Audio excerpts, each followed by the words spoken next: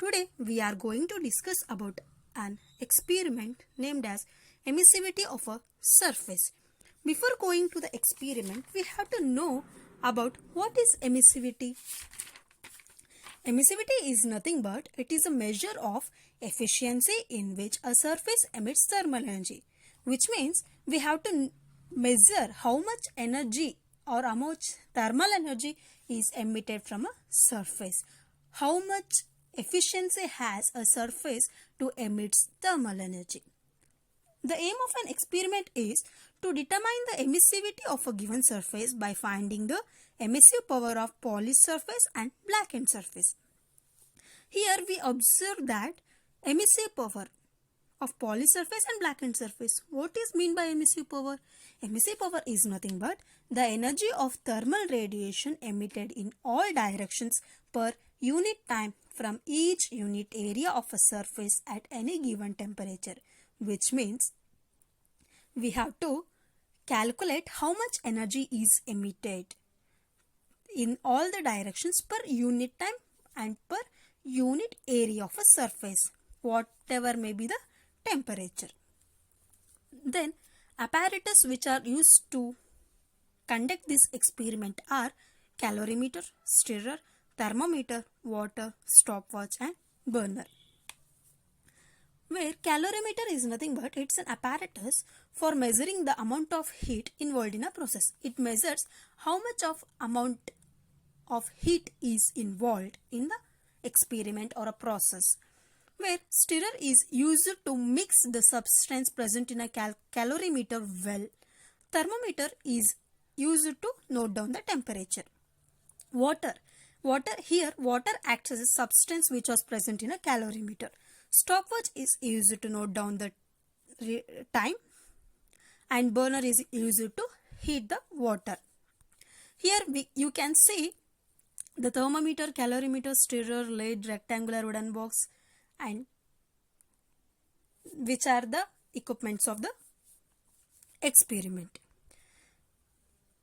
To find out the emissivity of a given calorimeter, first we have to find out the emissive power of polished surface and emissive power of blackened surface.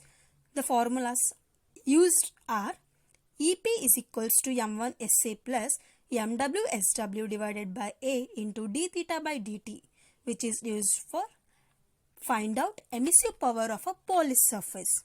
Then EB is equals to M1 SA plus MW SW divided by A into d theta by dt, which was used to find out the emissive power of a blackened surface. So here M1 is represented as mass of calorimeter plus stirrer, SC is specific heat of calorimeter, EP is emissive power of polished surface, EB is emissive power of blackened surface and A is surface area. Here d theta by dt denotes the slope of a line graph EP and EB respectively. Then here you can observe the figure that was the calorimeter contains water, stirrer and thermometer, where water is stirred well by using stirrer, thermometer is used to note down the readings. Here the nature of graph as shown. Here the graph is plotted against temperature and time, where the temperature along y-axis and time along x-axis. We have to plot the graph for emissive power of polished surface and emissive power of blackened surface respectively. First, above one line graph shows emissive power of polished surface, below shows emissive power of blackened surface.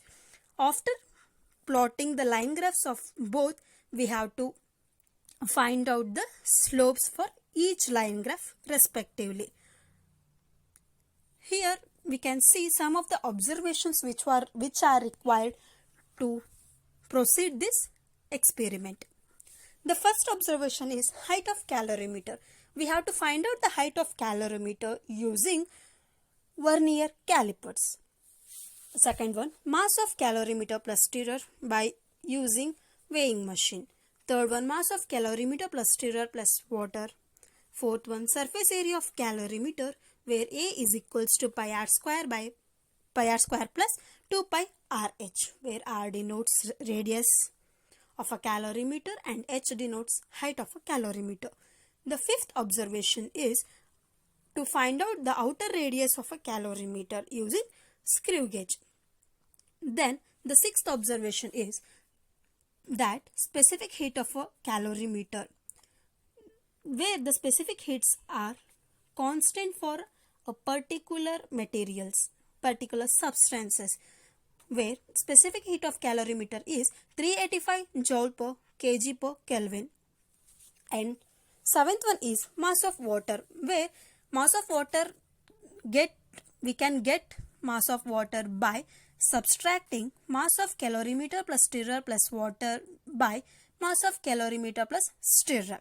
Then eighth observation is specific heat of water is 4190 joules per kg per Kelvin. Then here we can see tabular column. First one is we have to find out the outer radius of calorimeter using screw gauge. Here we can observe that MSR, CVD and total reading in the tabular column. We have to first note down a least count of a particular screw gauge which was given to us to measure the radius of a calorimeter.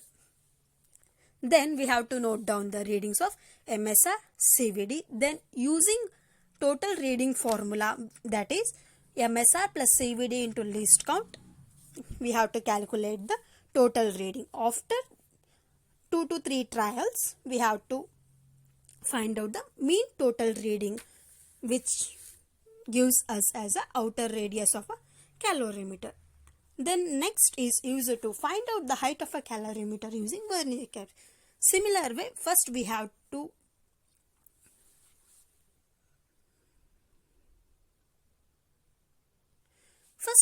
to find out the least count of a vernier calipers. Then we have to note down the readings of MSR, CVD and calculate total reading. After 2 to 3 trials, we have to mean those by adding and dividing by 3. We get mean total reading. After this, you can see here another tabular column which was very useful for this experiment. Before going to this tabular column, first we have to go through a procedure to carry this experiment. First, we have to note down or we have to calculate the height of a calorimeter and radius of a calorimeter using vernier calipers and screw gauge respectively. Then we have to take 1/3 of water of calorimeter, then heat those 1/3 quantity of water up to 90 degrees Celsius, maybe example 90 degrees Celsius. Then take boiled water or heated water into a calorimeter, kept a calorimeter inside the rectangular wooden box and insert a thermometer in that rectangular wooden box. Then note down the readings of temperature per each minute. If while keeping the calorimeter in a wooden box, if the temperature of water is 90 degrees Celsius, then note it temperature as 90 degrees Celsius in second column and time at 0 minute. This is during polished surface. Similarly, we have to take 5 to 6 trials or 10 trials per each minute. Maybe for 1 minute it may be reduces to 85 or 87 degrees Celsius. After that, after completion of polished surface, we have to heat that calorimeter fully. It seems to be black. Then it behaves as a black body. It absorbs all the radiations, whatever may be the wavelength, but it emits some amount large or small compared to polished surface. Similarly, we have to carry the procedure as polished surface. Then note down the temperature per each minute. After note downing, we have to plot a graph as shown before, while the nature of graph has explained. Here, after plotting the graph, we have to take down the slopes, which was represented by d theta by dt. After plotting, we have to go through the calculations for a result. First, we have to find emissive power of a polysurface using the formula m1sc plus mwsw divided by a into d theta by dt, and next emissive power of blackened surface using the formula m1sc plus mwsw divided by a into d theta by dt. After calculation of emissive power of blackened surface and polysurface, we have to go through another formula which is used to find out the emittance or emissivity of a given calorimeter, which was given by E is equals to EP by EB, which means emissivity of a given calorimeter is equals to emissive power of polysurface and emissive power of blackened surface of a calorimeter. After the calculation, we get the result.